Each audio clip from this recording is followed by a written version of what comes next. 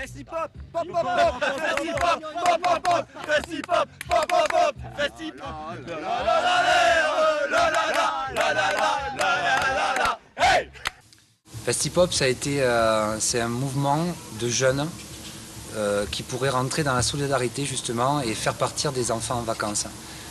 Festi-pop, c'est un festival populaire qui est ouvert à tout le monde et c'est venu vraiment d'une idée toute bête, c'est d'amuser des gens, des jeunes, et avec les fonds qu'on récolterait grâce à cet événement, qui regroupe une soirée et une journée sportive le lendemain, et ben on fait partir des enfants en vacances du bassin de Thau.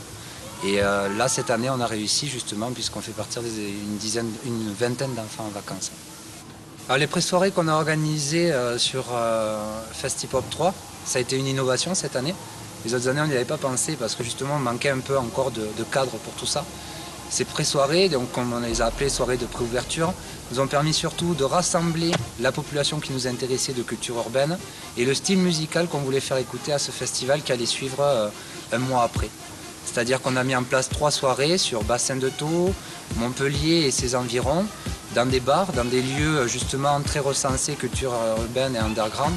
Et on a réussi notre pari parce que finalement sur chaque soirée on a touché à peu près une centaine de personnes, qui a fait boule de neige et qui le jour du Festi-pop, donc le samedi soir, le samedi 10 septembre, on a réussi à récolter un peu plus de 750 entrées payantes.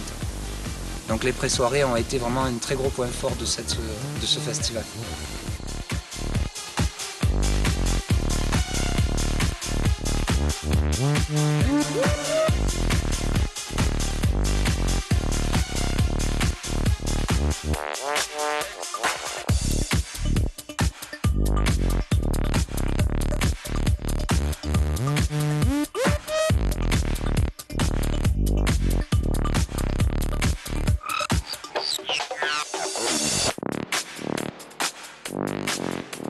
Pour Festi-pop 3, heureusement qu'on a eu les DJ qui sont venus justement pendant cette soirée. C'est vrai qu'ils ont mis un peu plus de piquant dans cette soirée parce que ça a été une soirée très éclectique. On a eu 10 DJ complètement différents, tous les uns des autres.